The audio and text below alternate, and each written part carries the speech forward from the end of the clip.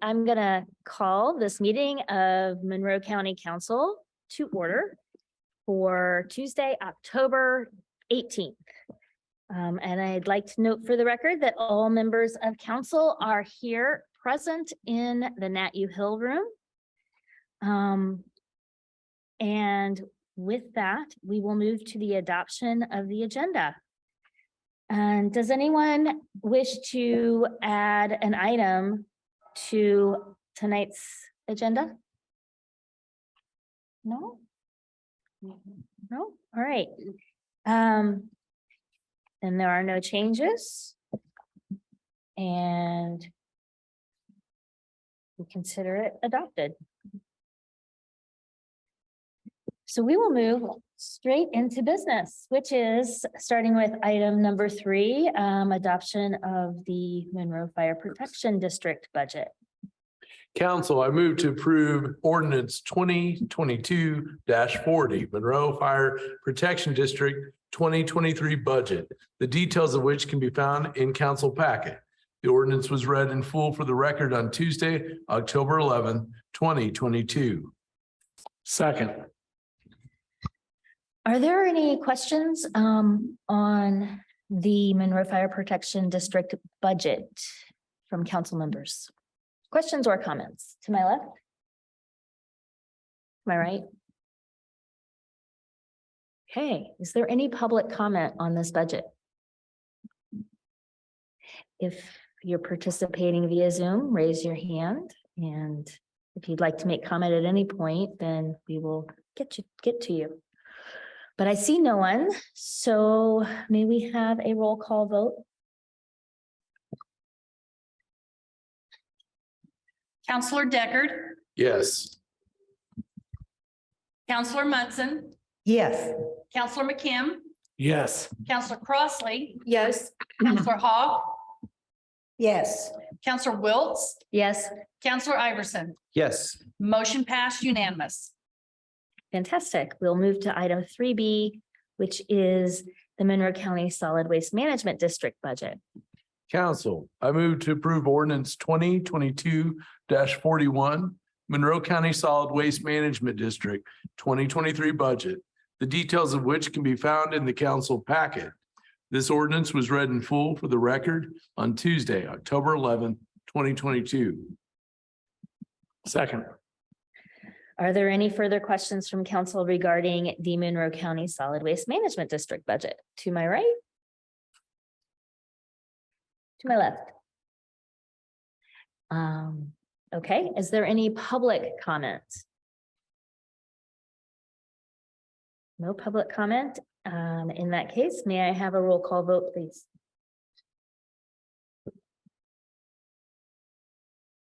Counselor Iverson. Yes. Counselor Crossley. Yes. Counselor Munson. Yes. Counselor McKim. Yes. Counselor Wiltz. Yes. Counselor Hogg. Yes. Counselor Deckard. Yes. Motion passed unanimous. Fantastic. We move to item 3C, which is, go ahead. Sorry, Madam President, you may want to mention to the audience, some of whom just came in, that the fire district's budget has already been adopted. So We adopted the budget. we're moving very quickly. Yes, thank you. I was That's true. just saying, if you get what you want, just shut up. So I know that. Okay, we are now at item 3C, which is the Monroe County budget for 2023. Council, I move to approve ordinance 2022-42 Monroe County 2023 budget, the details of which can be found in council packet. This ordinance was read in full for the record on Tuesday, October 11, 2022. Second. Are there any questions from council members on? Are there any questions from council members on the 2023 budget? To my right? Yes. I guess this isn't a question so much as may I share my screen? I don't You think may. I'm a panelist, but if I can be turned into a panelist, there we go. Thank you. It had to all be read twice.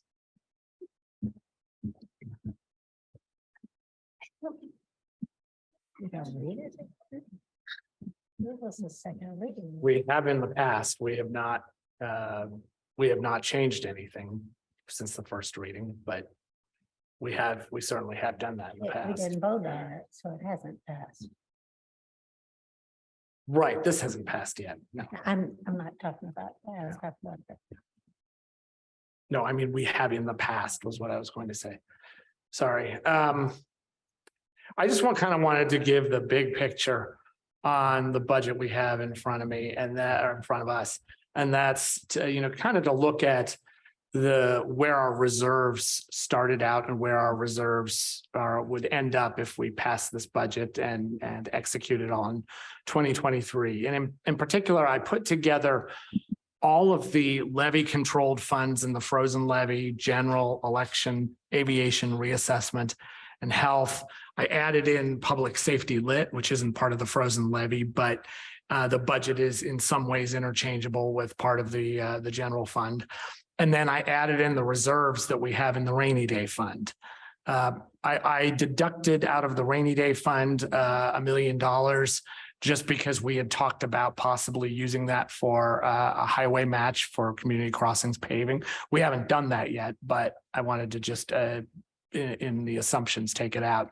And so what we see is if we pass this budget as is, we still at the end of the day come with all those funds combined, including our rainy day reserves, have 50%, 52% reserves. That means reserves as a percentage of the budget, which is quite healthy. I mean, it does mean that we're in a good position for the future, but we have reduced the reserves significantly by about $5.6 million or 17%.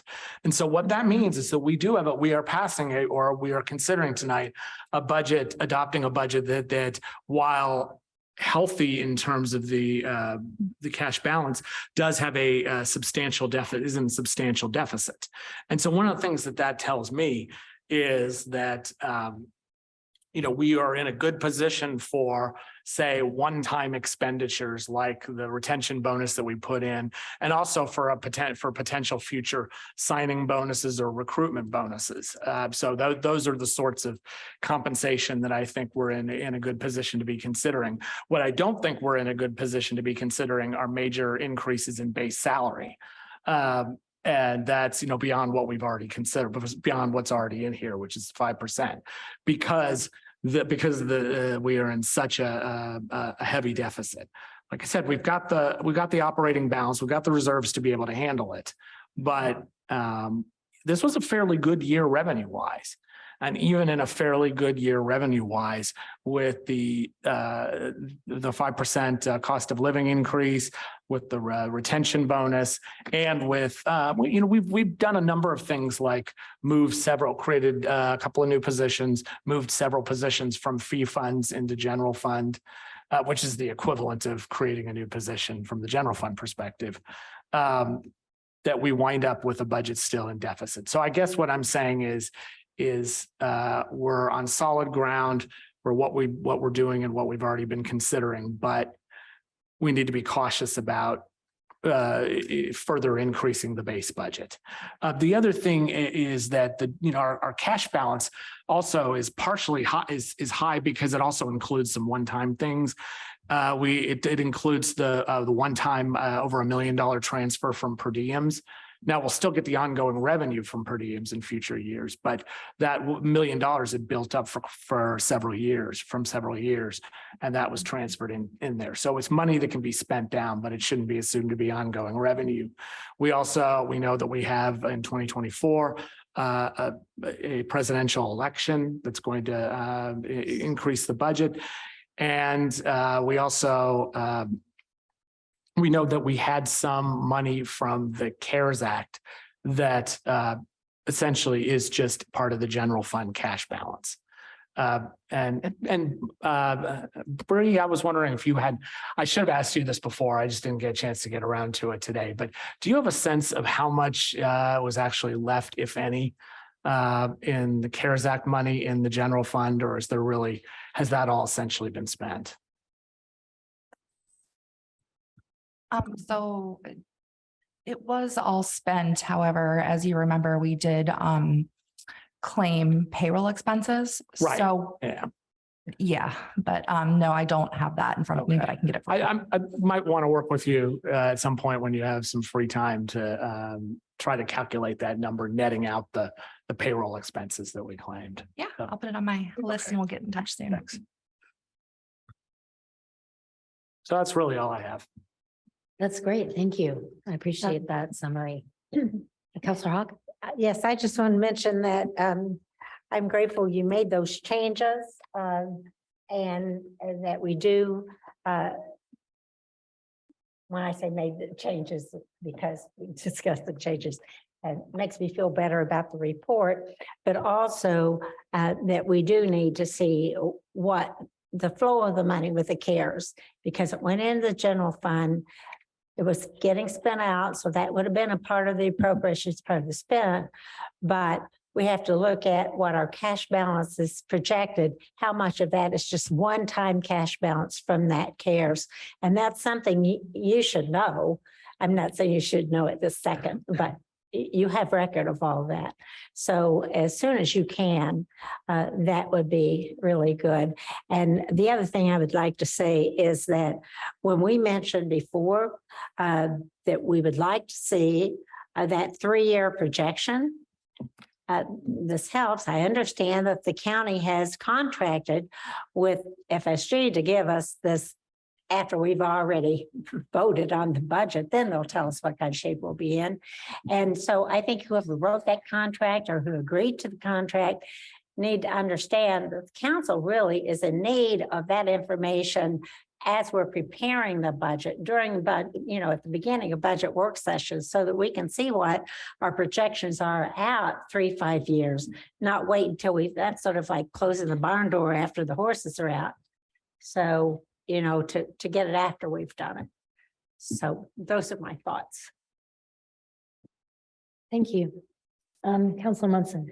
So with the FSG report, is that going to relate to the 2023 budget, or is it for 3 years starting 24, 5, and 6?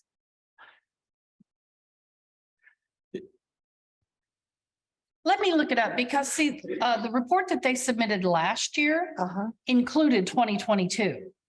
So I don't feel like that they're delayed in what they're submitting, because we asked for 2022 to be included in the report that we received last October. So we would ask 24 and 5. Yeah, so that's what I'm trying to see if I can find it real quick. Okay. Yeah. No, the answer to that is that they're including 24, 25, and 26 in the projected.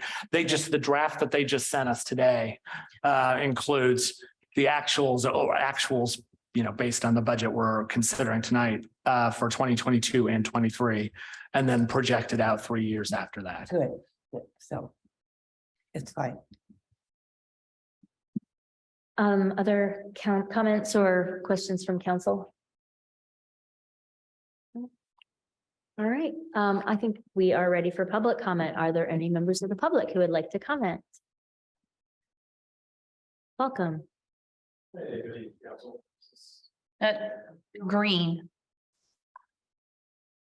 There you go. Test. All right. Good evening, council.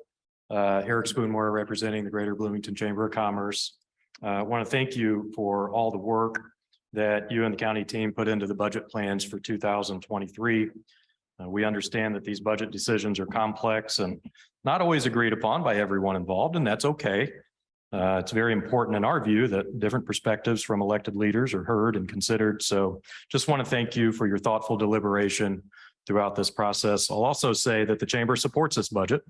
The business community really appreciates your prioritizing public safety services, our infrastructure, the public health of our residents, the integrity of our elections, and so many other services that improve our quality of life here in Monroe County.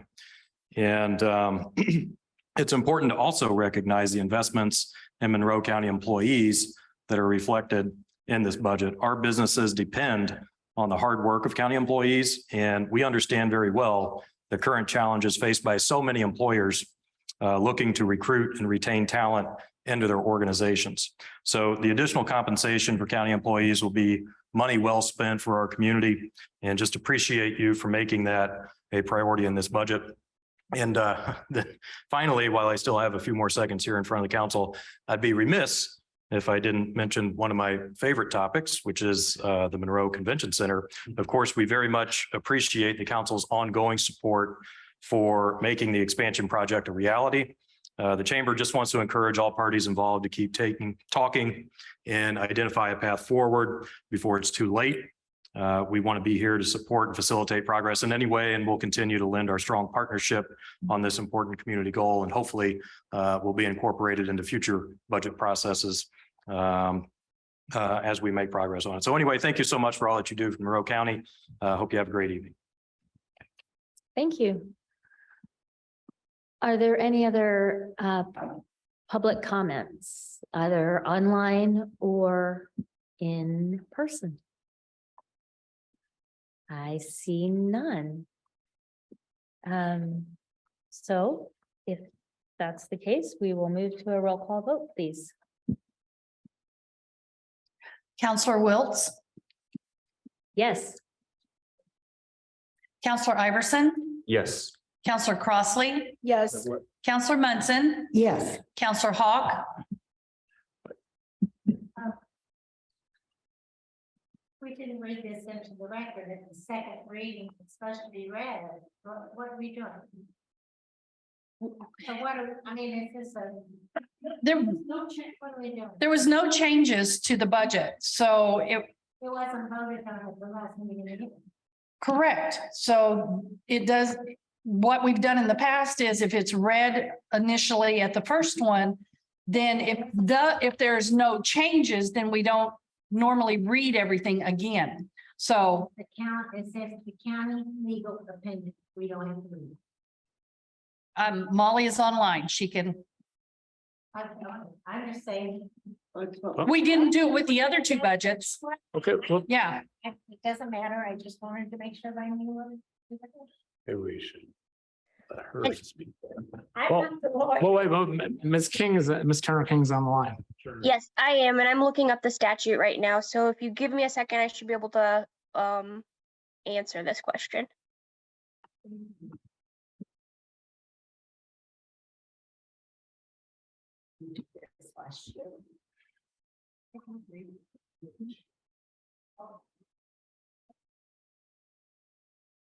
we had a lot of changes last year. I heard the question, and so yes, we did read it again because we made changes the night before. And I made no changes from the October 11th meeting to tonight's meeting. From the initial reading. Be lovely if we didn't have to, so whoever reads it takes them a while, but. And I'm old school, I you know. It was your turn to read it. What? It's your turn to read it. I've had to do that before. I mean, if we have to, I'll read. I'll read it again. I got it in front of me. But Everybody's voted, let me just vote, we'll be done. well, I mean, you've raised a legal Right. question. We better get it answered.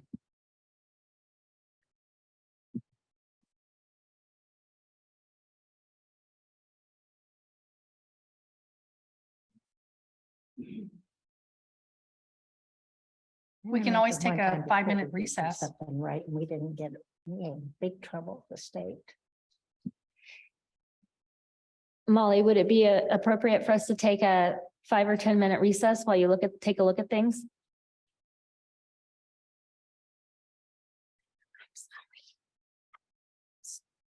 Get my mouth shut. Can you guys hear me? Would it be appropriate for us to take a short recess while you have time to check things out? Well, I already looked at the statute, and I also just got off the phone with Jeff Cockrell to confer with him. We think that the budget has to be introduced, and if there is no substantial changes, then you do not have to read it a second time. However, it doesn't hurt to read it a second time. I just don't think it's required. Well, if it's not required, then I don't care. I think we should just go ahead and vote. It hasn't changed since our last one. We have no members of the public chomping at the bit here to comment or confront. So I think we should let it stand and continue voting. Sorry for the delay. What's mine? It was a perfectly appropriate question. So is it It's your turn. my turn to vote? Has Yes, it was everybody your voted turn to but vote. me? Okay, and the answer is no. Counselor McKim, Yes. Counselor Deckard. Yes. Motion passes 6-1. Thank you. So now we are at item number 4A, which is the Monroe County 2023 salary ordinance regarding elected officials.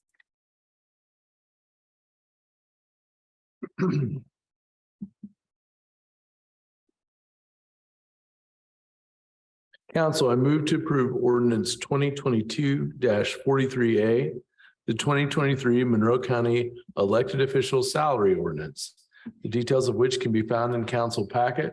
The ordinance was read in full for the record on Tuesday, October 11th, 2022. Second. Are there questions or comments from council on this item to my right? And this one also did not change, correct? The elected official one did not change. Did not change that I. It did not change. The next one Yes. will have. Yes. Okay. Questions or comments to my left? Any public comment on this item? Seeing none, could we have a roll call vote on the salary ordinance, please? For the elected official salary ordinance section, resolution 2243A. Counselor Munson, Yes. Counselor McKim, Yes. Counselor Deckard, Yes. Counselor Hawk, Yes. Counselor Crossley, Yes. Counselor Iverson, Yes. Counselor Wiltz. Yes. Motion passed unanimous.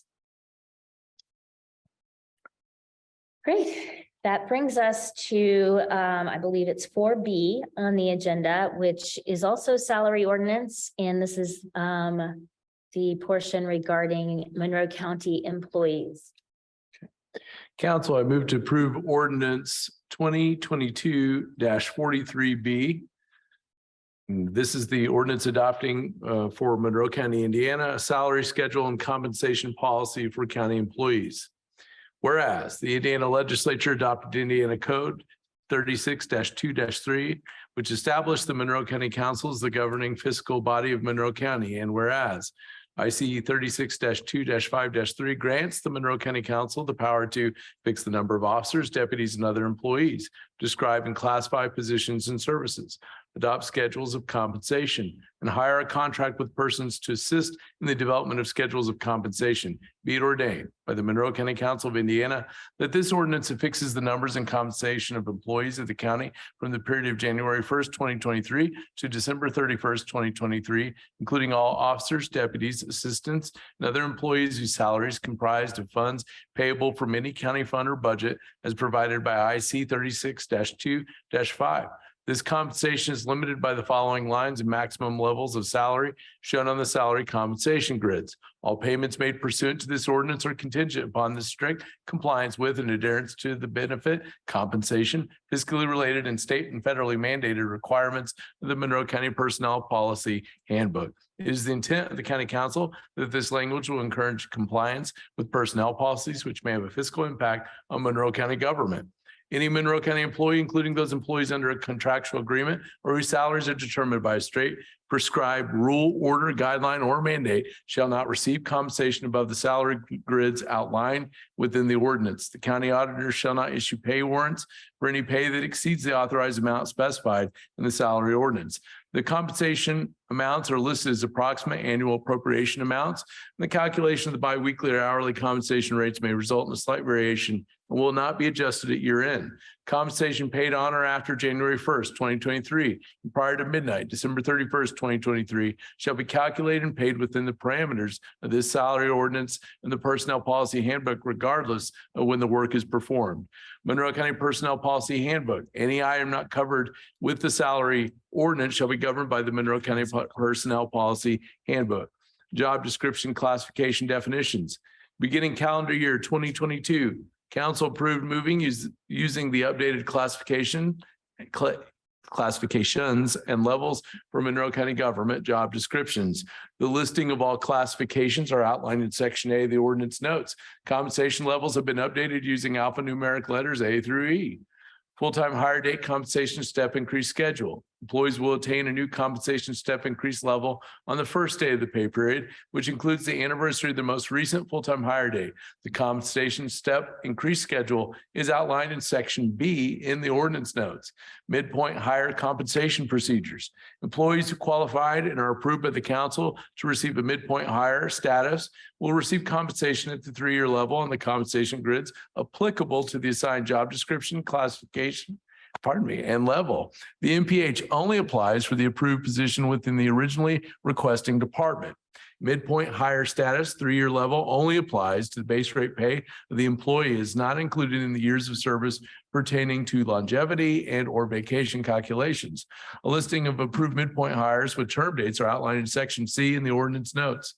Longevity scale. The effective date for longevity is the employee's most recent full-time hire date of employment with the county. All records must be verified by the Employee Services Department that involve any type of interrupted service. Longevity pay is based on a schedule outlined in Section D in the ordinance notes of complete and uninterrupted years of service. A break in service will cause the employee to start his/her years of service over again. To be eligible for a longevity payout, an employee must still be employed on the day after his/her anniversary date.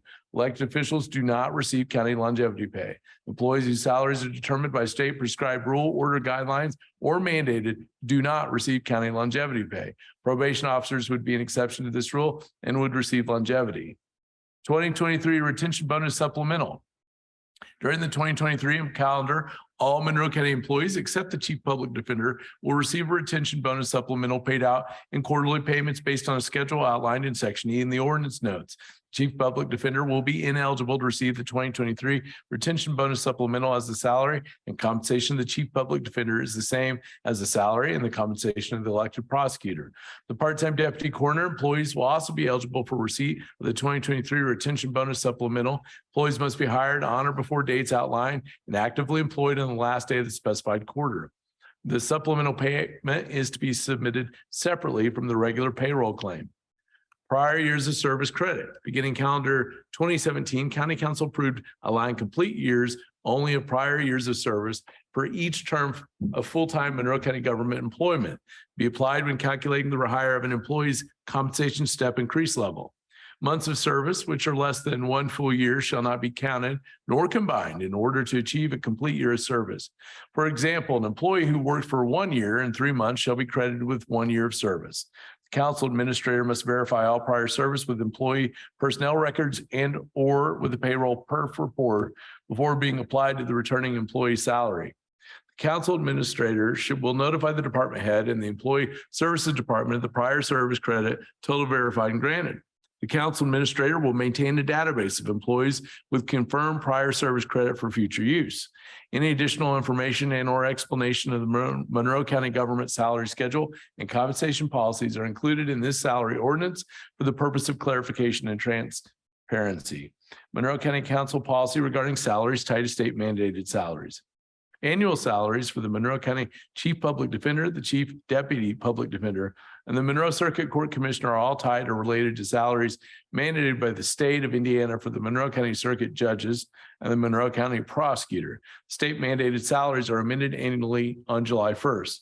It is the intent and direction of the Monroe County Council that any and all salaries paid by the Monroe County Council, which are tied or related to the above mentioned salaries mandated by the state of Indiana, shall be automatically amended at the same time as the state mandated salaries.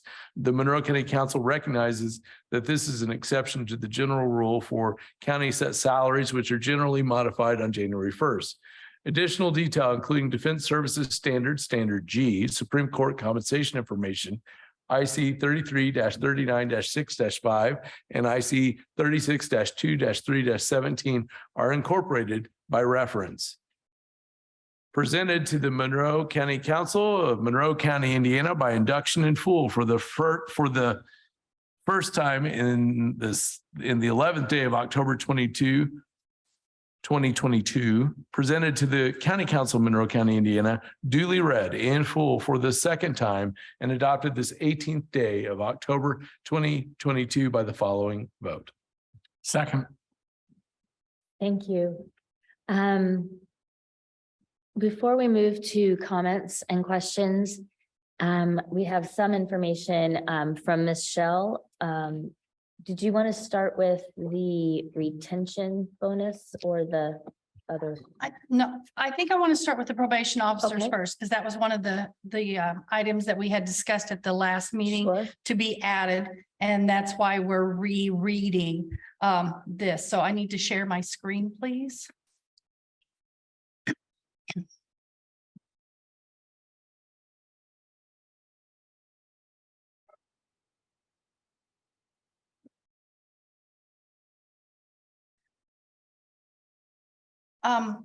This is the new schedule for the probation officers, setting the years of experience of the base, which is the 0 at the 40,000 level.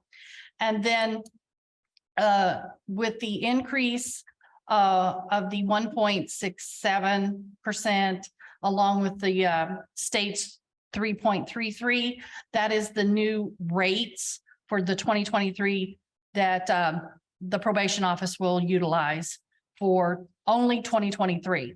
And with that, Molly felt like the language below needs to be incorporated. And if you'll give me a moment, I'll go ahead and read that so that it's in the record.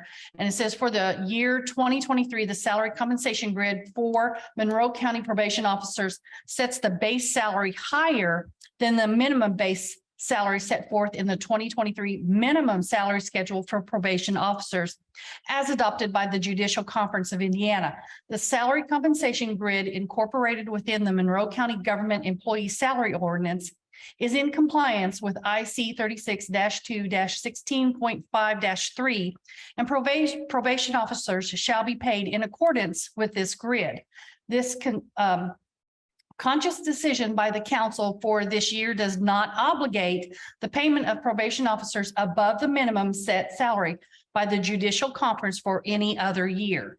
The above salary compensation schedule should be used in place of the probation officer's base salary schedule listed in the 2023 minimum salary schedule for probation officers adopted by the Judicial Conference of Indiana. The 2023 minimum salary schedule for probation officers also sets forth salary requirements for the administrative stipend base on number of probation officers in the probation department, as well as degree requirements and additional information. This information from the 2023 minimum salary schedule for probation officers is incorporated by reference and governs. So anything that is listed within this salary, the minimum salary schedule set by the Judicial Conference is still in place, except for the base salary. So everything else is still there, and in place per the language that Molly has added for that. So that was that change right there. The other, moving on to the retention. Okay, so I is there any? apologize. Point of order, since I had actually made a motion last time to implement this change, and we did it as a first reading, I think we need to do a second reading of that motion essentially and vote on this specific. I agree. Yeah. Okay, So we'll do that now, if that's okay. Okay, yeah. Are so- there any, well, you want to make a motion? Yeah, I'm gonna go ahead, council. I move we amend the 2023 salary ordinance as set out on the in the packet to increase the base probation officer salary 5% over the 2022 salaries, and also simultaneously set the minimum salary at $40,000. Second. Are there any comments or questions from council regarding this motion? Yes, Councilor Iverson. I want to take this opportunity to thank Councilmember Munson for bringing this forward. And I want to also recognize that this action by the council is really working to solve a problem that continues to be rearing its ugly head. We received yet another notice today of a resignation of a PO officer from our Monroe County. These are incredibly talented and skilled people, and we need to do everything we can to attract and retain this talent for the betterment of our judicial system. So I urge my council colleagues to adopt this. Thank you. Other comments, questions? Councilor Munson. There's a minor typo in the wording that was read by Ms. Shell. Do you want me to try and find that again? It is a missing, if you scroll down further, a little further, I can, okay, just a second.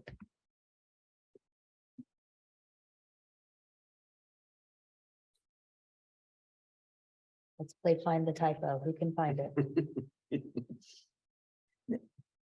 It's fine. I think it's fine the way it is. I thought it was missing, but. Oh, it is in the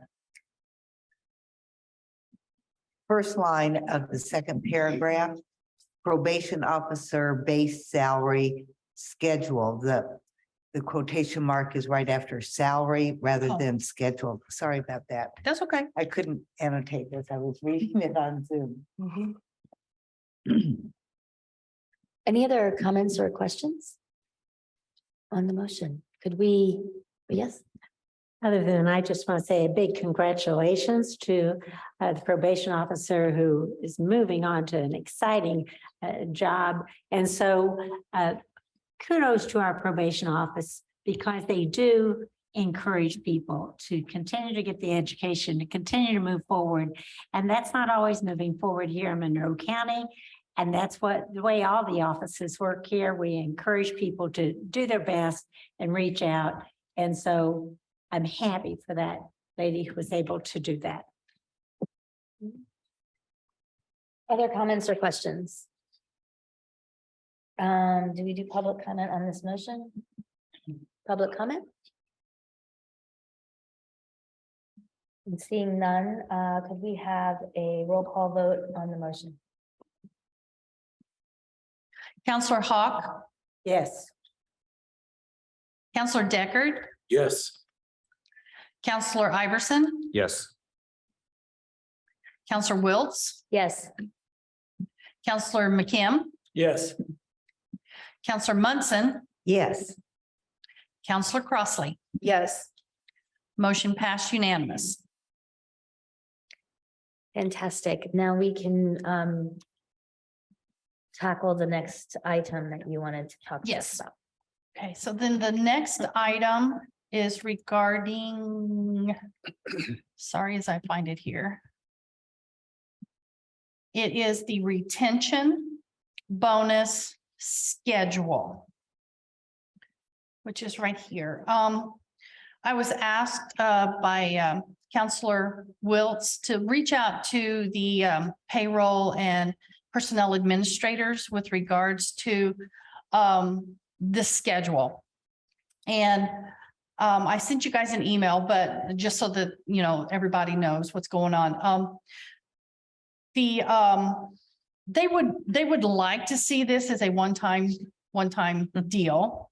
And that's just because they have to enter manually each one of these bonuses into payroll. And so I spoke with Elizabeth as well as Jordan, and that's going to be approximately anywhere from 650 to 700 employees that they would have to manually do this.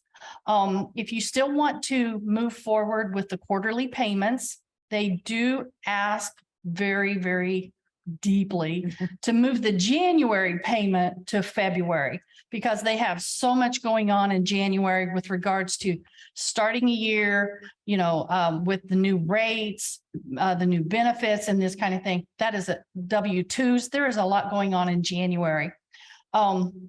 They also said even a biannual, which would be like a payment, which would happen like April, October, you know, is it, you know, acceptable with them. So it's twice a year instead of 4 times. So it just cuts down on the number of times that you have to go into a payroll and make changes to a payroll, that kind of thing. So if you want to go ahead and keep with the quarterly payments, please move it to the first payroll of February. And or you can, move it to a biannual. So, but that was their request. So I'm asking to make a change with regards to the payment schedule. Are there any council comments or questions? I think we should get a sense of what would be the appropriate motion here. This has really been a strange time because we really needed to have this at the beginning of our budget work sessions, and we wouldn't be having this folder off the last minute. But I just want to make sure our employees get the retention bonus. So whatever works, works for me. Okay. Thoughts down on this end of the table. Council Munson? Yes, You're not on. there you go. I'm concerned that a one-time payment doesn't really meet our goals of helping retain employees. And I'm also concerned about payment prior to the term of work. And so I don't quite know how that would be planned out. Okay. What do you mean? by that? Okay, can you explain for me, please, if there was just a single payment, when would that payment occur? October of 2023. Of 2023. And that to me is so far in the future that it's not going to really help with the need for this. I would like us to consider shifting the dates of payment by 1 month forward. So for example, instead of the January payment, pay it in February. Instead of the April payment, pay it in May. It's on down. And I'm hoping that would be helpful to our hardworking people who handle payroll and personnel. They didn't have a problem with the April, July, or October payment. it So was just the January. So Okay. So, Other thoughts or okay, so I would be fine in moving it to February. I see Mhm. no issue with that. Okay. Councilor Iverson. I think at this point, we've got a really great document, and my greatest concern at this point is number one, getting this done to retain our employees. And my second concern is doing this in a way that doesn't increase the administrative burden on already heavily burdened staff.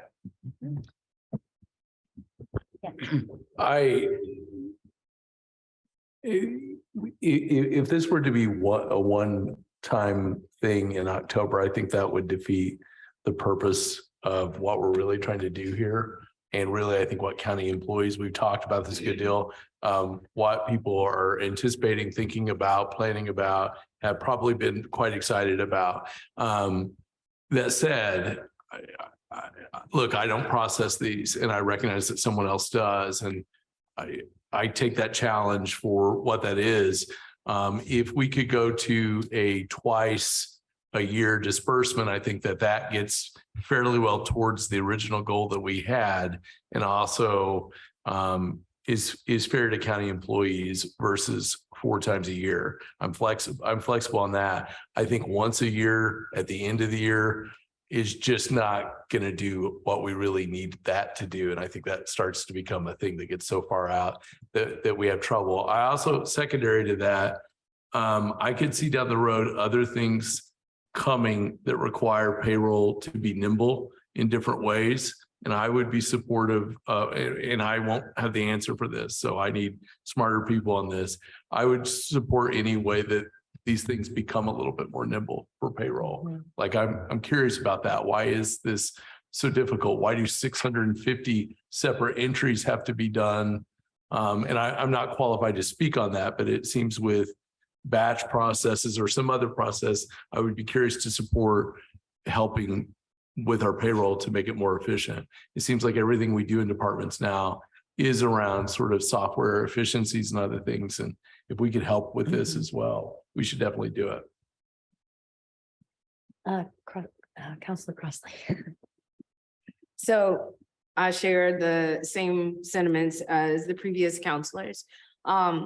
Again, it doesn't need to be repeated, but again, one lump sum in November. The one thing that I haven't heard anybody says, like, again, it's retention.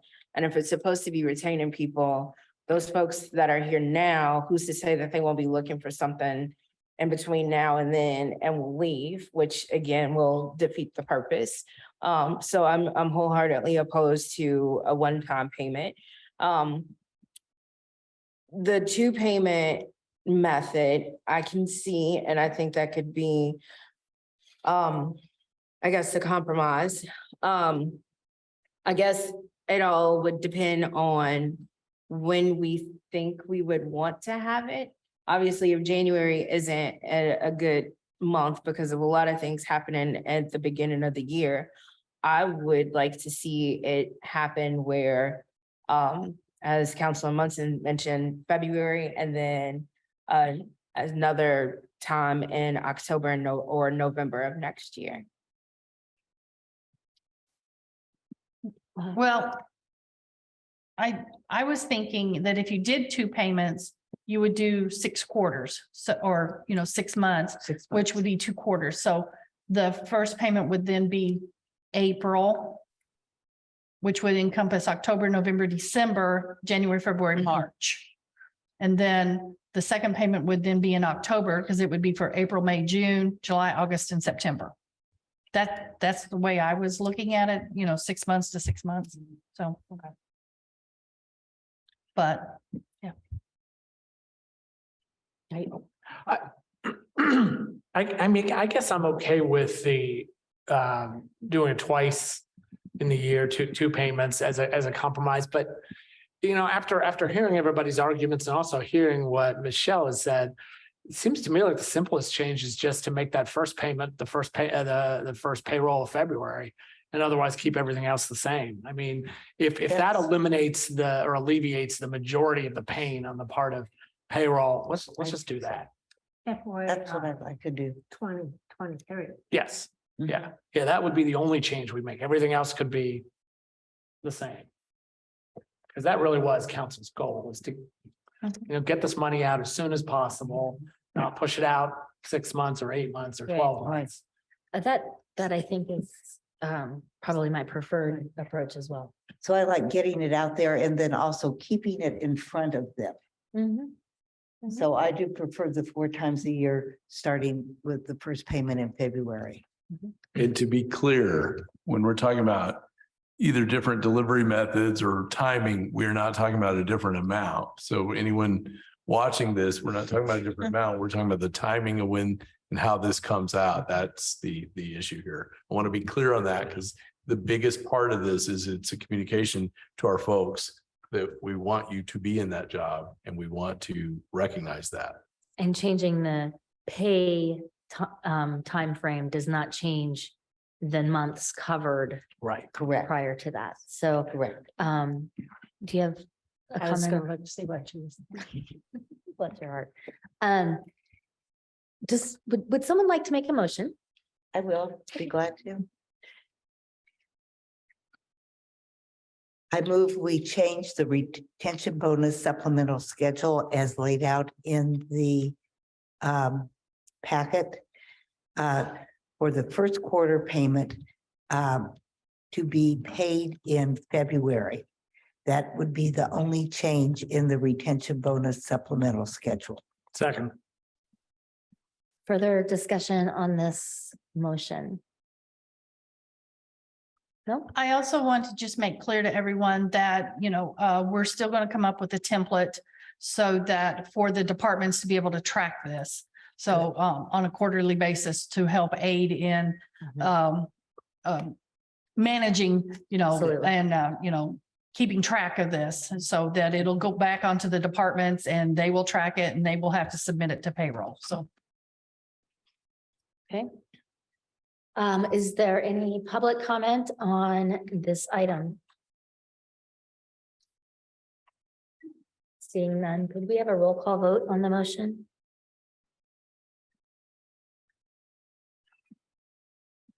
Counselor Deckard, Yes. Counselor Iverson, Yes. Counselor Wiltz, Yes. Counselor McKim, Yes. Counselor Hawk, Yes. Counselor Crossley, Yes. Counselor Munson. Yes. Motion passed unanimous. Thank you. I have to add. Is there any further discussion on the salary ordinance for employee salaries that was originally read, including the amendments? No, we're good. All right, then public comment on this ordinance as a whole.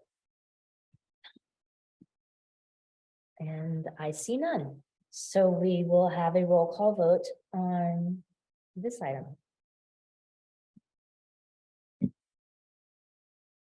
Okay, so this is for the entire salary ordinance for the Monroe County employees, including the amendment.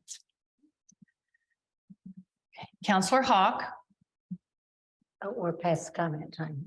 Oh, no. Yes. Oh, I was just going to comment that we've seen cost of living going up more than 8%. Other figures have been higher. I just think we need to do whatever we can do to retain the people that we have now so that we're not retraining every time somebody leaves. So I support this, even though I've had some pushback on it, but this is what we have to do to keep our employees. Yes, thanks. So that's a yes. Are we, did you call? I started with Counselor Hawk, but Okay. Counselor Hawk, Yes. Counselor Deckard, Yes. Counselor Iverson, Yes. Counselor Wiltz, Yes. Counselor McKim, Yes. Counselor Munson, Yes. Counselor Crossley. Yes. Motion passed unanimous.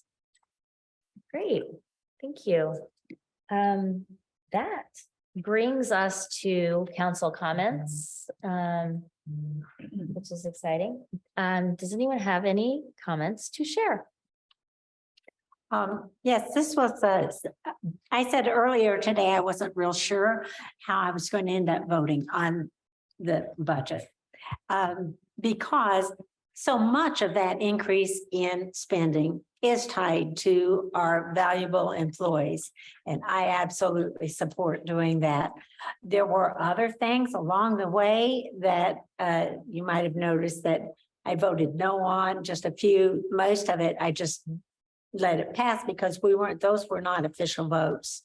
But there was things in there that I felt like that with inflation, the situation that our taxpayers are dealing with and the rise in their assessed values and their taxes, that we should be very careful about how we're spending the public dollars. And there were dollars being suggested in there. It's not what I felt like was an urgent thing to do. And most of it, I'll say, was in the commissioner's budgets, but I think those were the ones you saw me say no to. But I know that it is a joint effort and I appreciate all the effort that everyone's put into it. And it's been another great year to work with people that are cooperative and willing to share their information. Thank you. Any other comments? Yes, Councilor Crossley. I just wanted to say thank you to all the staff for your hard work and dedication to making all of this possible. And for departments as well, for your long hours in this as well. And to my fellow colleagues for helping me get through my first budget. So yay, thank you. Yes, Councilor Deckard. I was just going to offer this comment. I try to make this every year, and I was watching as we worked our way through the various budgets and the salary ordinances, and the sun started to come out outside the windows, and it looked real clear. And I thought, well, this is a real metaphor moment. You know, I like those. And when I first started on council, I thought that passing a budget would be a kind of moment like that. Everything's clear, you're done for a while. But the reality is, this is a comment I make every year, is that the minute this is done, we begin on the next budget and process. And in 2 minutes, Kim Shell will figure out something that was either not quite there, or needs to be done this, and we'll start working. But literally since June and July, department heads have fed into this process. We've talked exhaustively about all of this. And that's kind of how things should be in government. And that should be a message to folks in a time when things get a little bit just over the top. Public service can be about people working together, working through things, figuring things out, getting it done, and having meetings that are relatively compact. And so I'm grateful to all the counselors, and particularly President Wiltz, who keeps that fair semblance of this going for us. Councilor Anderson. Thank you. I have some points to make, and I'll try and keep this as brief as possible, but I am very proud of the budget that we just passed. You can tell that because as you look at the way that the budget is reflected over the 2022 budget, the certified budget, is that our investments in key areas are growing. I think this is an important part of local government. I'm very happy that my colleagues are sharing information about our reserves. And I think that we're certainly balancing that out with the investments we need to be making in all of our department areas. I want to make some real quick points about, I think, where those investments are important. And I want to talk a little bit about that our investments are indeed in line with unadjusted CPIU inflation. Total unadjusted CPIU inflation, as we've all heard in the news, is about 8.2%.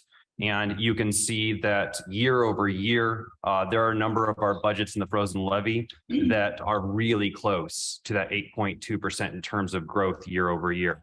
I think that's a really great benchmark for us to be looking at.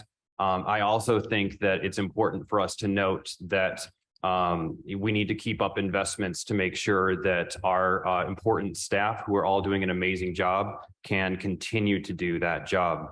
I want to also make the point that even in the areas where our investments outpaced general inflation, it's still within the bounds of the growth of the inflation of energy costs. That's unadjusted CPIU of 19.8%. That's really high. And we've already seen department heads coming to us for help with gas. We're going to continue to see that.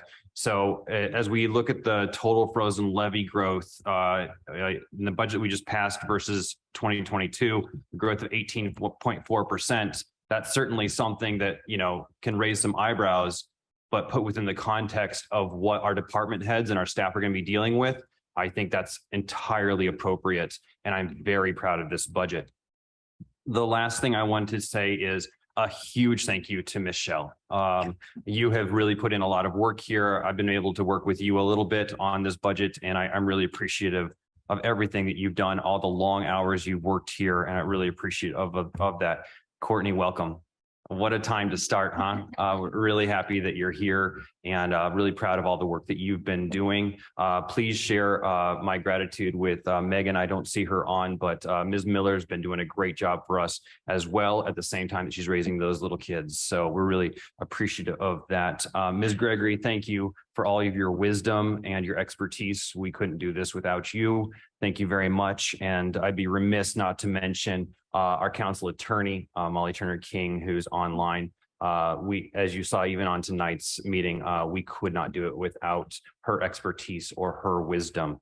I just want to finish up my comments tonight by saying that elections are happening right now. And that for those of you watching, do please consider voting early, make a plan to vote, get it on your calendar. You can find all of the early voting times on these screens or at monroecountyvoters.us. And the last thing I want to say is a bit of a dour note, but I do believe that needs to be said, that anti-Semitism has no place in our community. It doesn't matter if it comes from a former president or if it comes in the form of other individuals, but threats against our communities here in Monroe County have no place. This is being done within the context of elections. And I just wanted to make sure that that threats against any group are not tolerated here in Monroe County. Thank you. Thank you. Councilor Munson? Yes, I have. You're not on. I have two comments. One is about the budget, of which I'm also very proud. But I want to say thank you to my colleagues for the work that we did together to help our employees and to help retain our employees and to attract new employees to work in county government. And it was really a pleasure working together and sharing ideas. A second comment concerns not this budget, but a meeting that was held today of the Food and Beverage Tax Advisory Commission. And this meeting was to present a financial report regarding 2021 expenditures and revenue received. That report will be presented to this council. We will look at getting that on the agenda. So that is coming your way.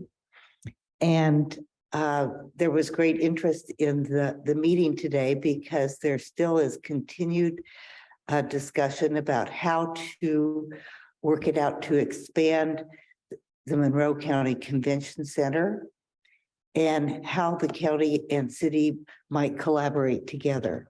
And this comes not from elected officials, but from people in the restaurant business and from citizens. They look at the tax that has been paid and has accumulated. 2021 was a banner year compared to the prior year, and 2022 was even better. So this is something that we will be discussing at future meetings, and county government has not forgotten this.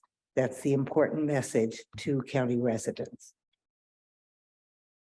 Thank you.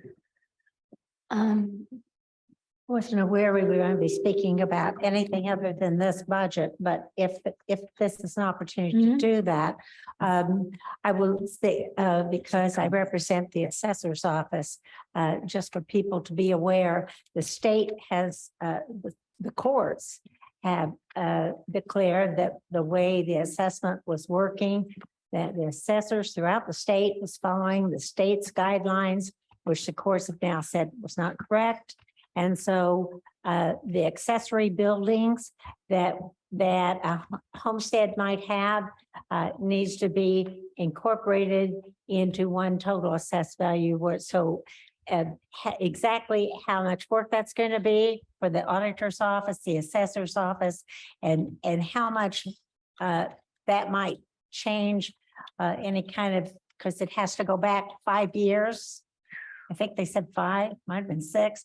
Any rate, we'll be getting more information about that, but we need to keep an eye out on how that will affect if we need to do paybacks. Will that come out of that unappropriated fund? You know, there's a fund that things get paid for that we don't appropriate.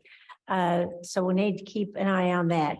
The other thing is, I sat in a meeting with the state, with the Katrina, with the Farm Bureau, that had the state health person there, having to do with an opportunity for the health departments to receive a substantial amount of money to help them operate. That we are, Indiana, one of the lowest amounts paid in for the health departments. Of course, Monroe County is not one of the low ones, we're one of the high ones. But I was able to be there along with Sue Mitchell, who's also, because I'm on the Indiana County Council legislative bodies.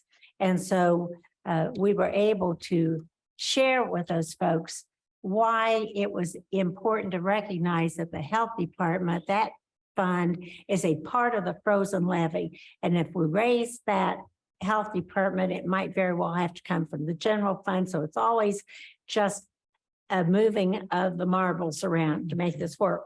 But keep an eye out on that, because when if this county would decide to do it, it's a 5-year commitment. And it also means that you don't reduce what we're spending now on health. In other words, it's not to reduce what we're spending, it's to add to. So there's a lot of information coming out, but that's going to be a very important thing to be looking at. So just wanted to throw that out there. Hey, thank you. I had one thing I just wanted to share, which is that the county council will be putting a Facebook page up. So we are entering the new century of Facebook. And we are lucky to have a new employee, Courtney, who has experience doing social media and an interest in helping us with this. So I really appreciate that. And she and Michelle have worked together to kind of get things prepped so that we'll have a presence on social media where we can share updates about what we're I doing. don't approve. but I know. want to respond. We're doing updates on what council is doing, other meetings that might be relevant and important to the public that in county government, and other county events and happenings. So it's not meant to be anything political or partisan. It's meant to be information sharing, and I'm kind of excited to get that going. So thank you for putting that together, and my colleagues are welcome to Yes. submit ideas and suggestions for the types of posts that we should be including on that. The other thing I wanted Right, to, I want to respond to that. I did respond to that email saying, I really object to doing this. First of all, I think our taxpayers are paying a lot of money for our county employees to be doing county business. And they already have a lot on their plate. And there's no way to keep it not being partisan. There just is no way to do that. And I highly encourage you to do your own Democrat Facebook page and put anything on there you want. But you can't say this is county council Facebook page, because it's just not the way counties do business. And I'll just say, I personally object. I do not want to be a part of it. I don't want anybody to say anything on Facebook and then try to tag it onto as if that's something I agreed to. I mean, it even said, well, it would be whatever presentations were made at the county council meetings. Well, guess who's in control of making presentations? So no, this is wrong. I mean, if you folks want to do it, Democrats, go for it. I think you should. Why not? Everybody has Facebook page. Go do it. It shouldn't be count on county time, county employees. Just shouldn't be. It's wrong. And it's a good way to get this county sued. If we're just looking at dollars and cents, it is a good way for the county to be sued. But somebody say something on there that, I mean, it's wrong. No, thank you. I don't want any part of it. Don't put me anywhere near it. alrighty then. So in the absence of any public information or marketing presence in the entire county government, Yes. I feel like this is an important thing to Yes. do for the public. And that's just how it's going to be. Yeah. So I really appreciate all of my council colleagues and all of the work that we do together. And thank you for being so supportive on the budget work that we've done this year, and looking forward to another year of it. And with that, I am going to say we are adjourned.